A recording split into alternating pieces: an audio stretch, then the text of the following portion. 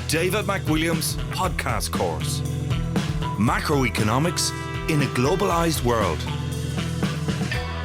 Introduction. Welcome to this economics course, which I hope you're going to enjoy.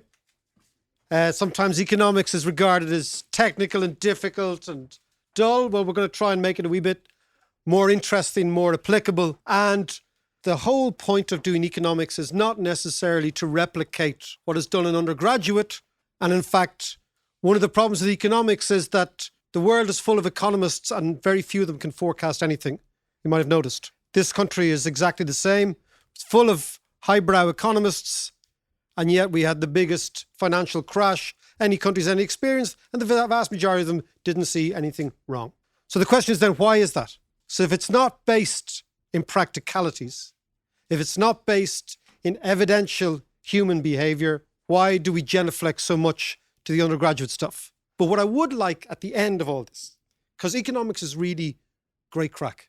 I've had a total laugh over nearly 30 years of doing economics. I started in the central bank doing sums and equations and all that malarkey, which we thought was important then. And then we realized it wasn't important at all.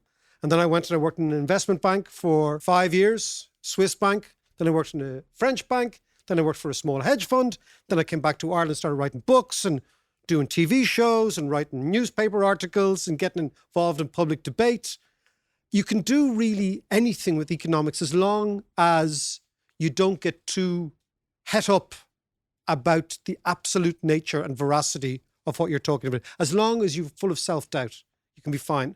So if anybody wants to career switch and wants to shimmy into economics, don't be afraid of it. You don't necessarily. In fact, I believe that economics should only be taught to people who have had at least 2 or 3 real jobs. One of the problems with this business is you get clever kids come into college, do the Leaving Cert, clever, do very well, do the economics, etc., and they end up in very positions of huge economic power without really being able to tie their own shoelaces. And then something like the human being comes into the equation and everything goes pear-shaped. And the reason I say that is that economics is only about us, human beings. When you look at the economy, what you see is only the aggregation of millions of little decisions taken in every single kitchen, in every workplace. All these decisions, should we buy this? Should we not buy this? Should I go for that job? Should I invest? Should I save? Should I spend? When you aggregate all those little decisions up, that's the economy. That's the macroeconomy. So in order to understand the macroeconomy properly, you have to understand us, this bizarre and beautiful creature called the human being. So there will be a module on behavioral economics, which is the psychology of economics, which is increasingly very, very important, because if you don't understand us, you don't understand what's going on. And you've got to understand old shit, like the greed and lust and all that good stuff that drives people to do mental things in economic booms and busts, which drives us over the cliff. Question for ourselves maybe now is the Dublin property market displaying the same characteristics as it did in the past, particularly the commercial stuff around here? Ludicrous prices. A lot of that doesn't come down to maths or equations or valuations. It comes down to human nature and madness. The other thing I want you to appreciate is that economics is history. If you look back at our history as an animal on this planet, you find that about 20,000 years ago, which is a long time ago, you find the first direct evidence of basic accountancy. So in Africa, carbon-dated fossils and archaeology has shown us that the first basic accounting was unveiled by the thigh bone of a baboon, which is unusual, and little notches taken out of it. And each knot corresponded to, I owe you this, you owe me that, I owe you this. So our tribal ancestors, and this is what economics is about, history, began the basic idea of trading with each other a long, long time ago. In fact, you could go so far as to say, without economics and money, the discovery of economics and money, you don't really get any civilization. 5,000 years ago, you get the first introduction of coins and money. Our friends in Mesopotamia. The history of humanity is the history of economics. And we're going to talk a wee bit about history. We're talking a wee bit about philosophy, Because the history of philosophy is the history of economics. When you think basic philosophy, religion, Jesus saying to the fella, it's much harder for a rich man to get through the eye of the needle. Remember all that stuff? This was all about value judgments about economics. So all great religions are the counterbalance to the lure and madness of money and its handmaiden economics. So I want you to see it in the huge context that economics is part of what we are, and we can't get rid of it. So, for example, you go back to Aristotle. The first thing he says, his philosophy, one of the first things is, all property should be private. So what you see is the Greeks, even back then, are trying to figure out where this economic power, potency, lies within the great constellation of philosophy. And we're going to touch on those sort of issues as well.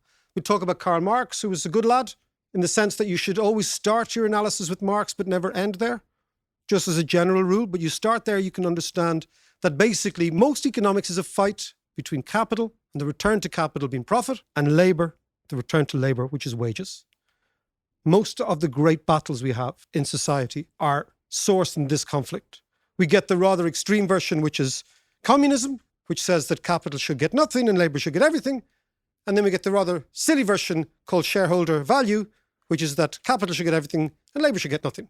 Somewhere in the middle, I think, is the right neck of the woods. And many years ago, I worked for Jack Welch. It was a very crazy gig.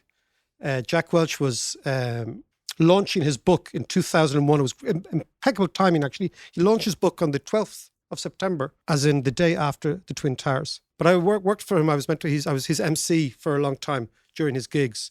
Even then, Jack Welch, the head of GE, the champion of shareholder value, even then he kind of realised I was only really messing. It wasn't really that important. So again, it's the middle ground we've got to find, somewhere between communism and somewhere between shareholder value.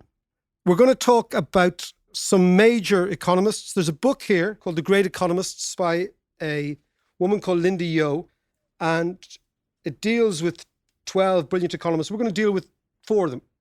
Adam Smith, John Maynard Keynes, Joseph Schumpeter, who was less well known than the others, but actually, I suspect, more relevant. And finally, Milton Friedman, the head of monetarism. Anything you pick up by Paul Krugman, read if you can. These are 2 beautiful little books. One is called The Return of Depression Economics, which was written post-crisis, 2008. This one is called The Accidental Theorist. Krugman, who you might know, is a Nobel Prize winner for economics. He's also a New York Times columnist. He's probably the finest writer in economics. He's very, very good. This book is a beauty. I've just actually put it down. I read it again. I've just put it down. I just thought, Jesus, we're going to have to discuss this. It's for anybody who's interested in financial markets. It's a beautiful book called The Most Important Thing by a guy called Howard Marks. Uncommon Sense for the Thoughtful Investor.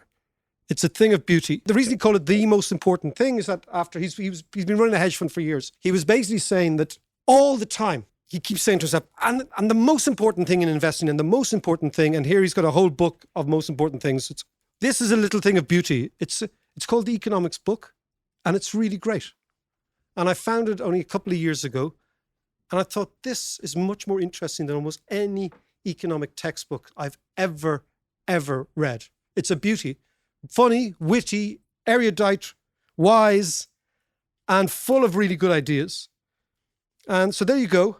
But in my latest tome, which we're going to take a good few bits and pieces from, there's a lot of Schumpeterian economics, the economics of Joseph Schumpeter, which explains why this, amongst other things, this country of ours grew in the last 30 years, which, by the way, for non-Irish people, still remains a kind of joke for us, that we were born in the poorest country in Western Europe, and quite quickly we became one of the richest. Why did that happen? And that is the major question in economics.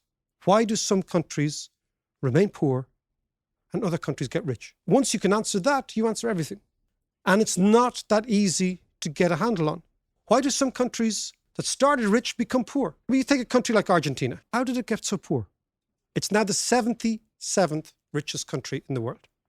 If you go to Argentina, you arrive in Argentina, you have these extraordinary buildings, extraordinary monuments to a country. Uruguay, for example, beside it, was known as the Switzerland of Europe, or of Latin America. It had a better welfare state than any European country in the 1920s. Now Uruguay is a poor country. Why does that happen? Ireland, when I was born here, this was a really poor country. It really was properly poor, right? And now, even taking into account some of the jiggery-pokery in the GDP statistics, it's a really wealthy place, you know? How does that happen? But also, why does it happen when it does? So why was the first country to become rich Holland? What was going on? Think about Holland, right? Even the Romans, if you look, when Caesar went north of France, he described a tribe who lived in marshes. They were called the Dutch, okay? And he couldn't understand how this tribe had decided to settle up where they were. Think about Holland has got no resources at all. Nothing. In fact, there's a great expression for Dutch people, if they're here, that there's a great expression about Irish and Dutch people, that if the Dutch lived in Ireland, they'd feed the world. And if the Irish lived in Holland, we'd drown. So think about what's going on in the Dutch mind. How come Holland becomes the richest country in the world? Out of nothing. They had a very, very adventurous way of looking at the world. Tulips made them poor and rich because they kind of spend all their money in the tulips. But again, you only do that mad shit if you're rich. They're very innovative. They traded, incredibly creative. All these things, they sound really obvious. But when they come together at once, they're extraordinarily potent. The Dutch, they also, and it's an unusual thing to say, separated church and state very early. They respected the individual very early. They said that the Dutch Reformed Church is not necessarily part of the government. This was unusual to do.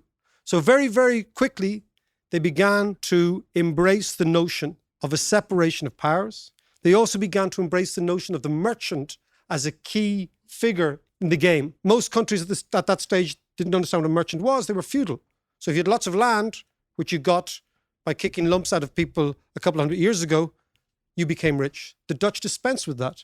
And they said, you get rich, not through land, through trade. And they did this very effectively. They also had the most evolved financial markets in the world around the year 1660. They began to deploy their banking system in an incredibly inventive way.